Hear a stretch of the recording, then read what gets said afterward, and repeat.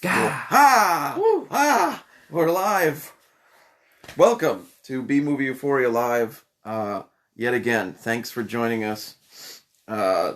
It's Wednesday. Something.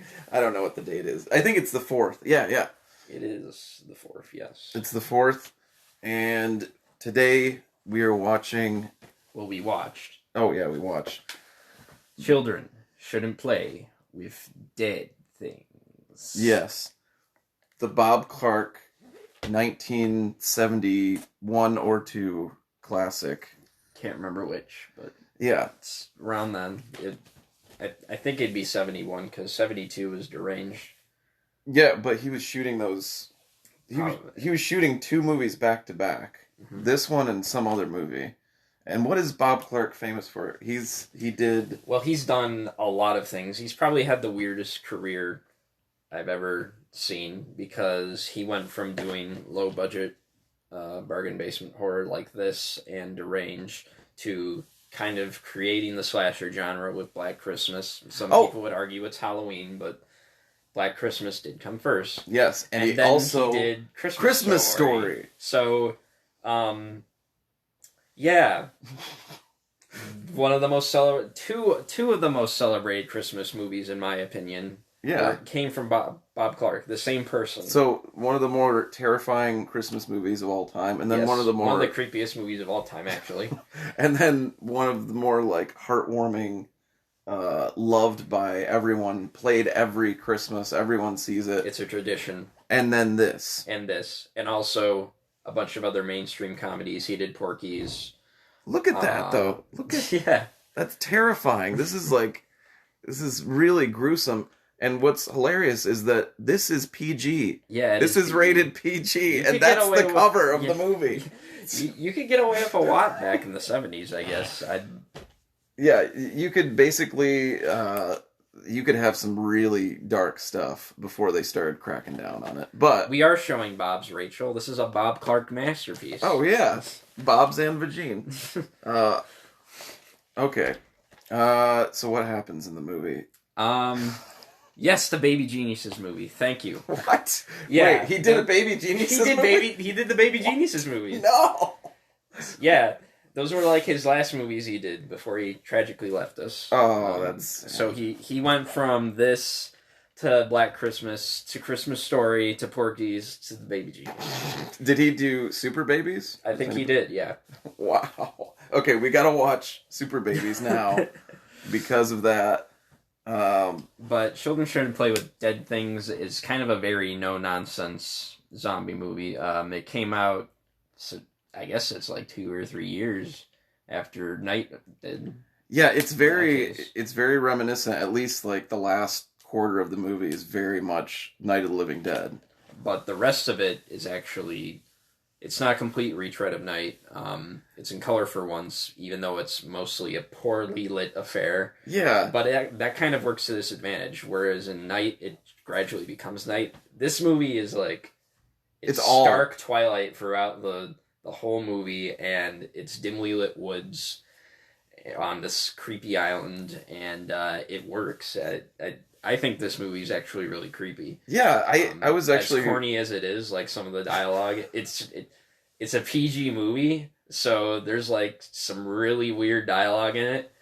I was just really surprised by how actually creepy it was, because just by the title, Children Shouldn't Play with Dead Things, I think that's the main reason why I've avoided it for so long. Because I'm it's going to be goofy. It's going to be so goofy and silly, and it's just, I don't like silly zombie movies. So Return of the Living Dead is a little bit silly, but it's Dawn still... of the Dead is a little bit silly at times. Yeah, but there's still scary... There's stuff that scares the heck out of you. And there's, great gore in there, but this one was pretty surprising, though I didn't really understand what the hell was going on for the first half of the movie. It's kind of a Scooby-Doo kind of plot. Yeah, that's exactly. Whereas Night just kind of is a movie that happens. Yeah.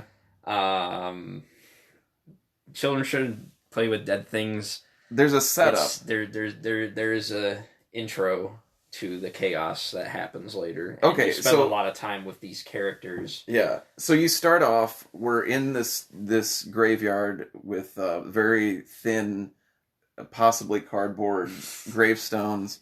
Very much cardboard gravestones. And there's a caretaker walking around. There's like fog rolling through and everything. Lots of fog in this movie. Yeah, there's lots of like really well done fog. And I'm pretty sure it was like the old, like not good for you kind. Yeah. Probably made people sick. But I wonder if they shot some of this on a set. I mean, it seems like it. Just, I don't know how dense the forest was in areas. They had to have shot it on a location. It was weird too. Some parts were like a set. Some parts looked like a real place. Yeah, so there were palm trees, but it was like a forest, and it was just like this weird, deciduous. I'm not gonna get into that, but anyway. I guess it's off the coast of New York, though. Wait, No, Rachel. Okay. Oh, there's a cat. Oh, there's a cat. You can see his butthole. He just showed his butthole. Did you see that? Okay. Anyway, so it starts off the caretaker's walking around, and then things are getting creepy and everything, and then he's like, "Hey, what are you doing over there?" He sees a guy, and the guy's looking down at a grave, and then he's like, "Rah!" And he grabs him, and then the guy turns around, and he goes, and he's got like teeth. And then this exact title and this exact font shows up, which is nice. But she doesn't show up yet. She doesn't show up yet, but I like it when movies have the same font from the title on the cover of the movie. Yes, that's very good. That's how you know that it's quality. Yeah, when they kept it all the way. This is a classic font. You can probably find this on free fonts right now. Actually, yeah, it's a good font. We're gonna use it for a flyer soon. It's the Bob Clark font. That's how you look it up. Okay, so then we have like, but that's just kind of like an intro. It's like before we even meet our real characters for the movie. Yes. It's like spooky happenings in a graveyard that are unrelated until we meet all of our characters at the same time, and they all roll in. So we have they're on a boat and they come to the island. Yes. And so this is an island. I don't know if we said this is an island graveyard. There are three things on this island. There's woods, a graveyard, and that house, and that's it. And a dock, I guess. And a dock too, because you got to get there by boat. Mm-hmm. And so all the characters show up, and it's basically they're an acting troupe. Okay, so they're an acting troupe led by Alan, who is the director, I think? Well, he's like, I guess he would be a director, but he is also an actor too. He's just probably the founding member of whatever theater troupe they have. But why are they there? What are they doing there? I didn't understand. Because Alan's a weird guy. He's like... Alan is played by Alan Ormsby, who... yeah, by the way, almost everyone in this movie has their actual name. Yeah. As actor, like they just didn't want to come up with actor names. They're just like, yeah, you're Alan and you're Anya and you're Roy. And, Roy, yeah. But Alan Ormsby worked with Bob Clark a lot, often writing or playing a small part in most of his movies. And he's going to be at Wasteland. Yeah, he's going to be at Wasteland. Okay, cool. We felt like watching Children Shouldn't Play with Dead Things because there's going to be a reunion at Cinema Wasteland, but we'll talk about that in a little bit. But he went on to do other horror movies in some sort of capacity after Bob Clark stopped doing horror movies. So like he wrote Popcorn, I think, and a few other movies.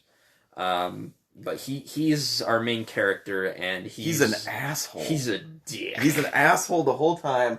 All the other actors, all the other men in the movie, I was just like, they look like various stages of Andy Kaufman. All of them. Various, like, weights and sizes and everything. And hairlines. Yes, and hairline. They're all Andy Kaufmans. Just a bunch of Andy Kaufmans, and then one Eileen Kaminsky Crumb. And then that's about...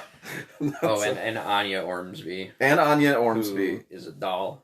Yeah, she was very nice. She plays the, like, psychic kind of... She's more in tune to what they're doing than Alan is, actually, but... So she has ultra-sensory perceptions.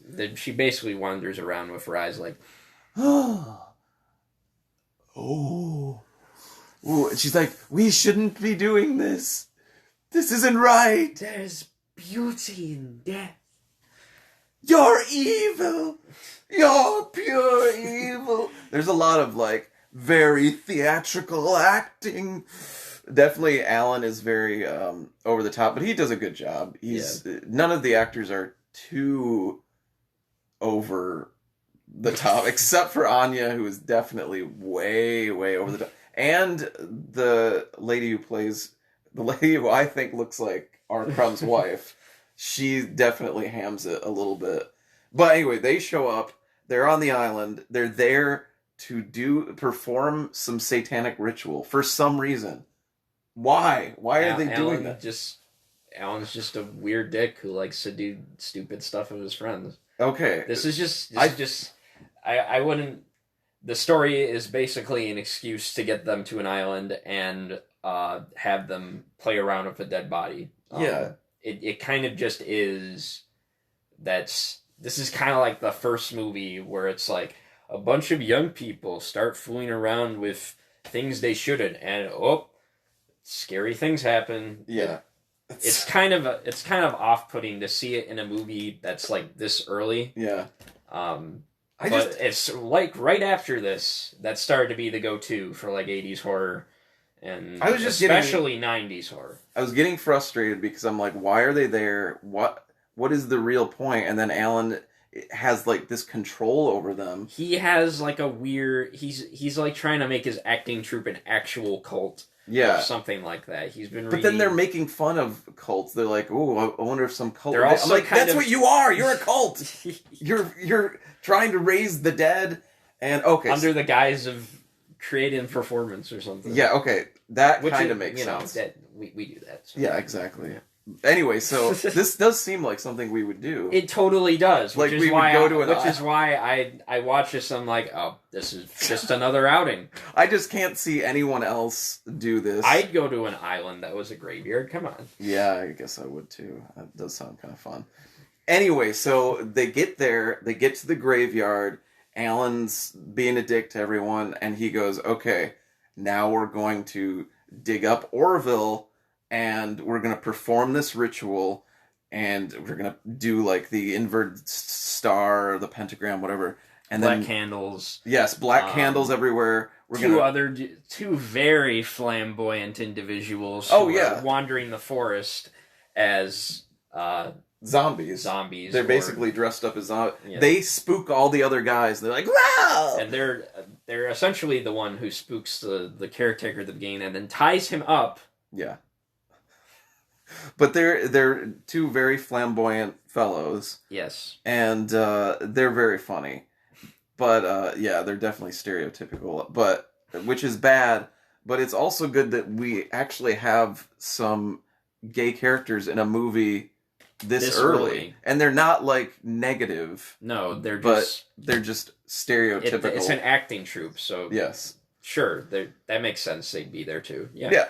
So they perform the ritual. They take Orville, like an actual corpse, out of the ground, and they put him on like a cross, and then they read from a grimoire.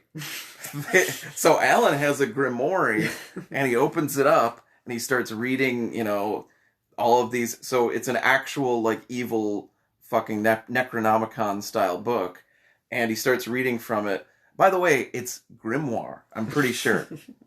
I'm pretty sure because I dated a witch or two. Okay? So I think I know a grimoire. Anyway, so... Grimoire. Read it from the grimoire. And so he reads it. And, like, there's more spooky gas or fog floating around. And it's a really cool scene. Yeah, it has. He starts saying all these names for all the different demons. Yes. I guess the Demogorgon from Stranger Things is an elder god. I did hear in the world of children shouldn't play with dead things because his name gets mentioned. Yeah, and he said, eater of... Oh, and that's another thing. So, in this ritual that they're performing, they need the blood of an unborn child. Dried blood of an unborn child. And so they're like, then you must sprinkle it all over and the dead will rise. And I'm like, where did you get the dried blood of an unborn child? That's what I want to know. What happened? Like, was there a Planned Parenthood nearby or something? Was Roe v. Wade even enacted in 19 whatever? Yeah, 70? I don't know. I don't. Alan's into some shady stuff. He's yeah. So he sprinkles that everywhere. He sprinkles the dried blood. He reads from the book, and nothing happens. No dead rises. Nothing at all.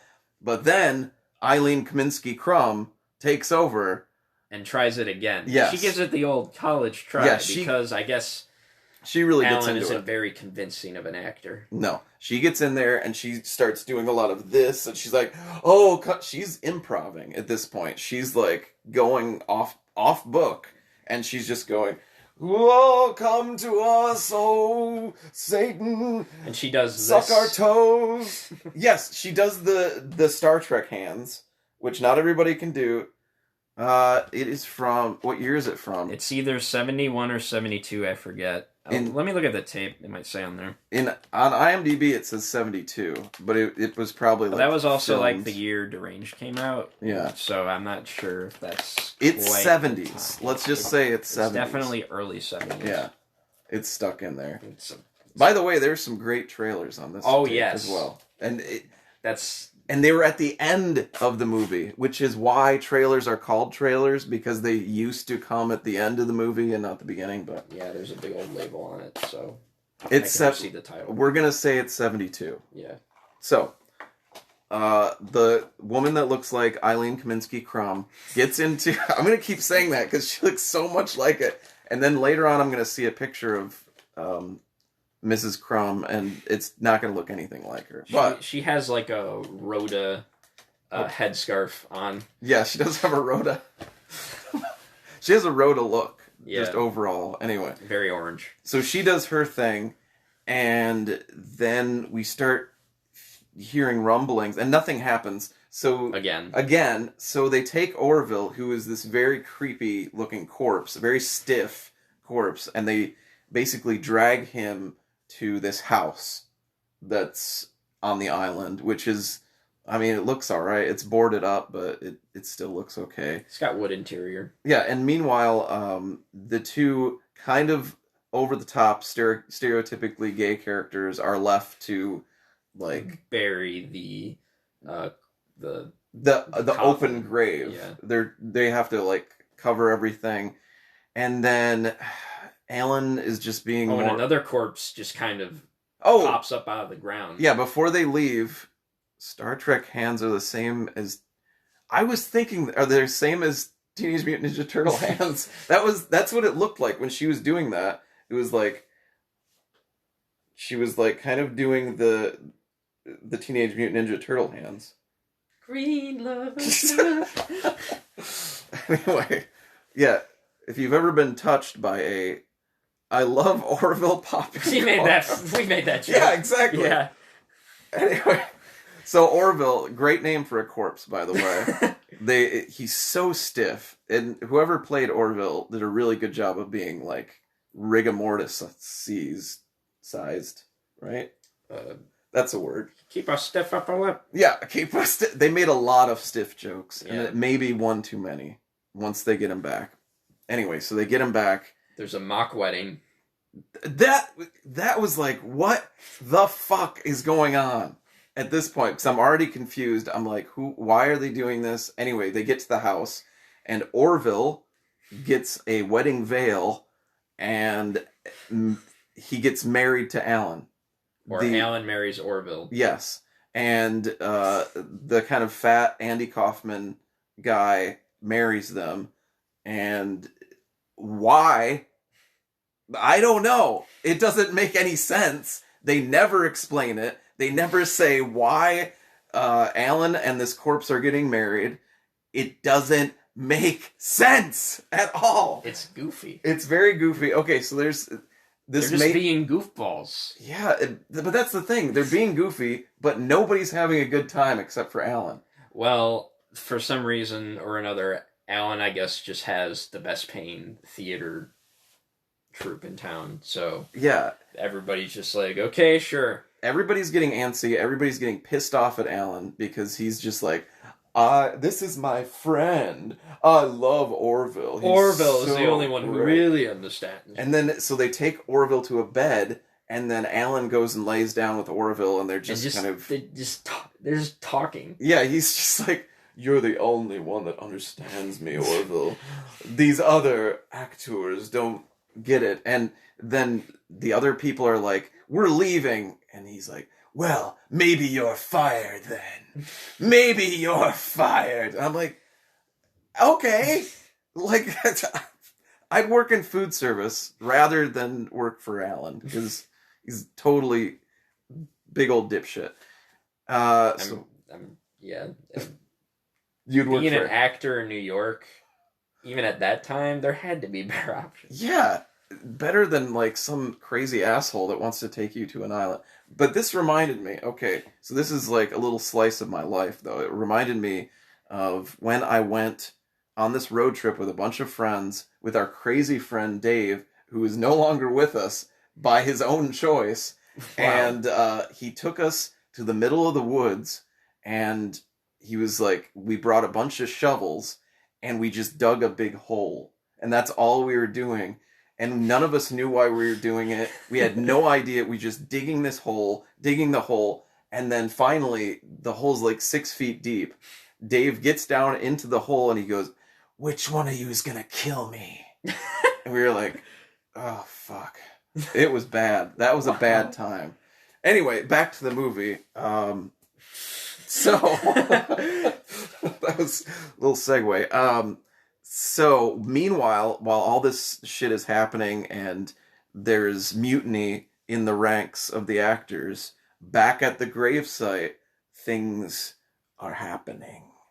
And by things, we mean little bits of dirt are moving, and headstone is waving back and forth here and there. Crumblings.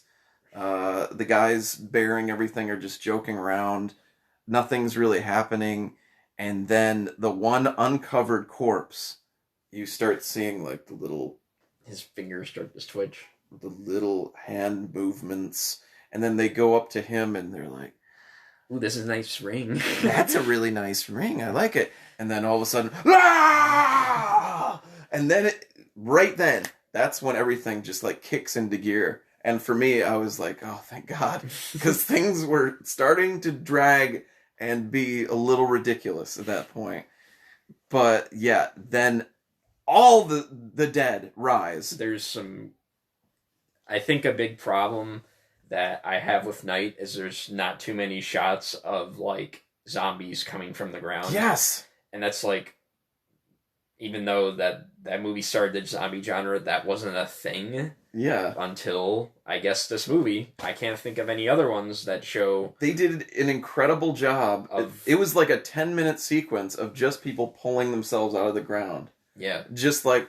That's such classic zombie imagery, and this is like the only movie I can think of from way back then that has just a sequence that's just all of that. It's just pulling dirt, just like grimy hands ripping out, and they come out surprisingly easy. Like, I was wondering if there was somebody at the bottom just like shoving them out at the last, so they're just like, Rrr! And then, so there's always that mix of, are they slow-moving zombies, or are they fast-moving zombies? These zombies seem to be... They're in the middle. They're kind of like... They kind of have a personality. A little. Just a little. Kind of. Because this movie's kind of like not treating the zombies as an epidemic. It's kind of a supernatural thing. Because right before they rise, Anya's freaking out because she's talking to Orville too. Yes. And Orville seems to be telling things to Anya that suggest that he's going to come back and take revenge or something. And I forgot about stuff's that. going to happen, and she freaks out, and she needs to get off the island. Yeah. And this is happening like kind of concurrently with, you're seeing like the beginnings of the dead starting to rise. Mm-hmm. But she starts psychically talking with Orville, and like you said, he's like, we need to be nice to him. We need to respect him. Don't do that. Don't say things like that to him. You must be kind. And then she flips out, starts calling Alan evil. She's like, did the dried baby blood end up working? I guess.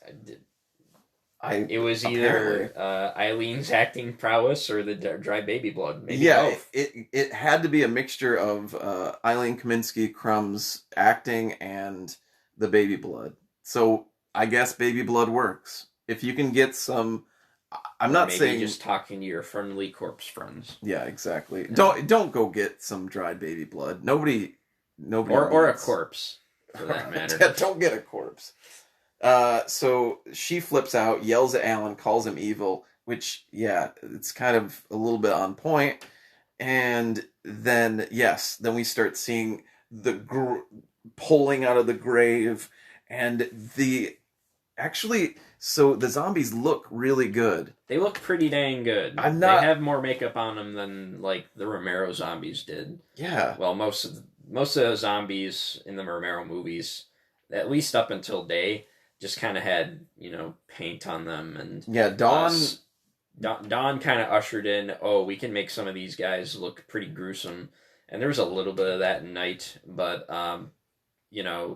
nobody's really decaying like crazy until like Day of the Dead. But this movie, since they're all coming up out of the ground, they have some funky textures. Yeah, they're crusty, and they got a lot of dried pancake mix on them, I think. Yeah, and there's like the bone structure is kind of coming out, and some of them don't have lips. The one who is kind of jutting out of the ground and rises first, he's got like an eyeball. Oh yeah, he's got an eyeball that's hanging down here. And it was just, I was really impressed with, because you can tell they didn't have, like Tom Savini. Yeah, they didn't have Tom Savini, even though, or Canby effects or anything like that. I don't think Tom Savini worked on this movie, but I know he worked on Deranged. Oh, okay. Yeah, it doesn't look like Tom Savini anyway. But so they start attacking our two grave coverers, and they get one of them. And they're just like ripping into him, and you don't really see anything. So that's probably the PG aspect of the movie. Mm-hmm. Why you don't see too much blood or guts. There's a little bit of blood, but not a lot of like pulling. People don't get disemboweled, but it is freaky.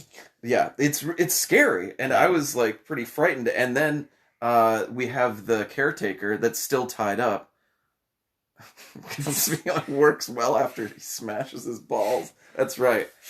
Tom Savini can only do his job if he gets hit in the balls really hard. That's when he works the best. Shit. Okay, so they come upon the caretaker. Caretaker is still tied up, by the way. They tied up the caretaker to do their little ritual. This poor guy has been sitting in this graveyard, bound and gagged, and then now the dead are alive, and he almost actually survives. But one of the zombies, you figure out the zombies might be a little smarter than your average ones, because one of them turns around and sees him, and it's like, "Hey, we should eat this guy. Hey, look, this guy's tied up. We can just eat him right now. This is gonna be amazing."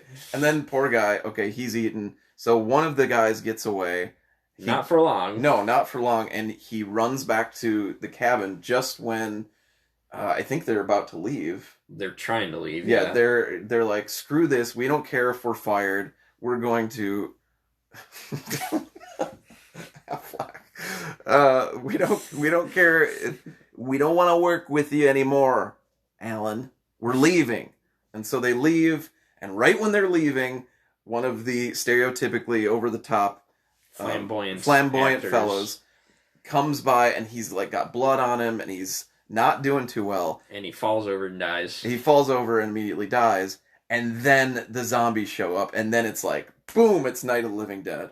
It's like they're bordering, actually all the windows are already like they board up whatever doors are there. There's like there is a door that's pretty much practically windows. Yeah, it's all windows. 2 doors. And that's when things get really like tense. Like I was getting pretty freaked out. That's a lot of places for them to smash and then reach through. And they're coming in hard, and they're scrapping and like ripping at stuff. and it's actually pretty freaky. Like I was freaked out, and then they start knocking boards on everything, but almost immediately everything stops, and it's just like, okay, what are they doing? What's happening? Then they're just chilling. And then they're just kind of like outside, just kind of like, and so so we got that guy dead. They start to do a plan. So one of the Andy Kaufmans decides that he's going to go out there first. A couple of them are going to distract the zombies, and then one of the Andy Kaufmans is going to run out and try to get help. Go get the boat. Go get people to come. And spoiler alert. Spoiler alert. It's on the cover. So that's what happens to him. So this is immediately after he leaves. Immediately. There is no. There's so many zombies, or they're just very evenly distributed to the point where they can't be noticed, even if most of them are at one part of the house. They looked out there. There were no zombies, and he was like, "All right, coast is clear. I'm going to run out there." And then they do their plan, and boom, he's gone. And then another girl gets taken away. Yeah, his kind of girlfriend, I guess. The zombies in this movie will walk in, grab somebody, and then take them to be gored somewhere else. Yes, they don't like eat right away. They're like, okay, we're gonna take this over to a nice spot, and then we'll have a picnic. Yeah, we want to lay things out. We want to put which silverware. Is also kind of eerie. Yeah, that's really almost more disturbing than like the just biting, being instantly disemboweled. It's like they have the forethought that we want a nice place to eat this. Like there's too much going on here. We want to eat this in peace. Anyway, so that plan did not work, and so they decide to look at the grimoire once again. And so they open the book and they're like, "Oh yeah, the book! I forgot. Oh, where is it? Okay, get rid of the baby blood. Put it in fire." Baby blood. And so they toss the rest of the baby blood into the fire, and he starts reading words, and as you do with words, and then it says they gotta throw the body back, but they're like, "We're not doing that." Yeah, that's the thing. I'm like, okay. Because he says that, and they're like, how can we do that? And then they never even attempt it. I'm like, it's in the book! Everything in the book has worked so far. Maybe, unless something else happened. But pretty much everything in the book has worked. If it says, get that body back into the hole, do it! But anyway, it probably would have been difficult too, because I'm pretty sure at that point, Orville is... Orville's gonna do something. Yeah, Orville, he's too cool looking of a zombie to just not be utilized. So Orville definitely has something to do. But I think we reached the point where we shouldn't say any more, because there's some really cool stuff that happens, including an ending that's very much, to me, is very reminiscent of Fulci's Zombie. Well, sort of. In a way. Kind of at the beginning and the end of Fulci's Zombie. It's very much like... Yeah. That may be also just too much away. It's kind of a classic zombie ending. Yeah, I was like... If a little goofy. God, I want to say something, but it's too good of an ending to ruin. Well, we should say that the plan appears to work. Like the spell, the curse. Oh, yeah. You see that the zombies gather up and then they go back into the woods. Yes. And then it's silent, and I keep expecting one of them to jump out in front of the windows, and they were all crowding around the blind spots or something. Yeah. But they go out, and they're like, all right, now we can, I guess it worked. Mm-hmm. But then they get into the center of the woods, and then the zombies just come out of nowhere. Ambush time! And then everybody's then it's just free for all. That's two more people. It is. That was pretty freaky because they're just everywhere in 1 second. You don't expect the zombie at that point. You're not expecting the zombies to just show up. Yeah, they just appear out of nowhere, and that is the strength of this movie, in that the zombies are really frightening. And sort of unpredictable. Very unpredictable, because this is like the beginning of the whole zombie idea of what the zombies could be and what they kind of are. So this was kind of maybe an inspiration on the zombie genre as much as George Romero or any of those other movies, I think. Yeah. It's a really good movie, and I'm glad we watched it, and I'm glad that I didn't avoid it for the rest of my life just because of the title. Because titles are so important in a movie. If this had been called like Grave Robber Islands or something. Yeah, exactly. Or if it had been something like, I think the French title was Sabotage of the Dead. And I was like, that's kind of a cool title. I would see that movie. But children shouldn't play with dead things. I mean, it makes it memorable. Like when when the Dawn of the Dead remake came out, there was like a huge like advertising campaign for it, and I remember going to the website and they had like a zombie timeline of all these different movies. The ones I knew, like Night of the Living Dead, were on there, but also Children Shouldn't Play with Dead Things was listed. I'm like, wow, that's an interesting title. I wonder what that movie's about. And Rachel, you're right. She said, I'm imagining Orville Popcorn Guy and the bunch of Andy Kaufman. That's basically the cast of this movie. Or Orville Redenbacher, I don't think looks like Orville. Yes, he does. He does. He doesn't have any glasses. Okay, he doesn't have glasses, but the hair, He's got way less hair than Orville. Okay, but Orville's got a much nicer. I think we need to look at the box, because I'm pretty sure he looks very much like the Orville Redenbacher guy. I'm Orville Redenbacher. But yeah, this is my buttery, bloody popcorn. So maybe that's why Alan Ormsby had something to do with popcorn later. Yeah, that's too much of a stretch. Anyway, So we have in the movie. We have just the two Ormsbys. Yes, we have left. two. Yes, so Alan Ormsby and Anya, the girl who plays Anya, whose name is also Anya, were married at the time that this movie was made, and which is pretty.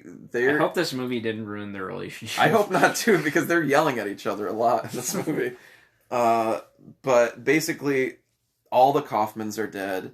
Eileen Kaminsky-Crumb's dead. The other girl's dead. Yeah, the two flamboyants are dead. The caretaker's dead. Mm-hmm. We're left with the two craziest people in the movie. Yes, and let's not go any further, because that would just ruin the movie. I really recommend this. I'm sure it's out there. There's a Blu-ray out now from the same company that put... So, fun fact, this movie was released by VCI. Mm-hmm. This is like the second oldest tape of it, I believe. There's one other tape that I think came before this, but with the exception of like I think Gorgon Video, they were the only ones who put out Children Shouldn't Play with Dead Things, and they still have the rights to Children Shouldn't Play with Dead Things because they put out 3 DVDs of it and the Blu-ray of it. Yeah. So that's out. You can watch it there. I'm sure it's like it's got to be streaming somewhere. I think it was easy to show on TV. This tape actually is sourced from a TV print because it says the company logo at the end. Yeah, which is interesting. It's a very grainy print. I have a feeling that based on like how many people talk about and like this movie, I kind of imagine that it wasn't censored very much for TV. They just played it really late at night so nobody would care. I honestly don't think it needed to be censored that much. Yeah. It's pretty bloodless. But it's still scary. It is definitely something that would freak you out if you were a kid, impressionable age and you just decided to stay up late one night to catch the public access late shows with whatever local horror host, and they showed this. Yeah, that would freak me the hell out. Yeah, and the music especially is pretty unnerving. That's another thing that I did want to talk about. The sound design and music for this film are really, really well done, because we have lots of creepy and it's very faint. Yeah, and it's present throughout the movie. It's not overbearing at all. It's just like it's almost just like something you hear in The Howling Wind. So there was some real thought and like. When things get crazy, there's like some creepy water drip synthesizer sounds. And then, like, it's like somebody left a leaky faucet on and then distorted it. Yes. And then the fog, just the mixture of that and the fog and the woods and constant the night, and it's all a recipe for a spooky zombie movie. Solid spooky movie, and I'm giving it a go. Yes. Yeah, you should see this. You should come to Cinema Wasteland because Cinema Wasteland is doing a reunion for this film. And Rachel said she just found the whole movie on YouTube. Let's keep that under our hats. So YouTube doesn't take it down. This tape was $60. Yeah. So it has a bunch of releases, but I don't know how cheap it is nowadays. So just between us. But keep the secret on YouTube when you can. So you can watch it on YouTube. But you should come to Cinema Wasteland anyways, because there's going to be a reunion with all these folks, and they're going to talk about it, and there's going to be a screening. The cast is going to be there. I think some of the crew, I know the guy who did the soundtrack, Carl Zitterer. Oh yeah, we can talk to him about it.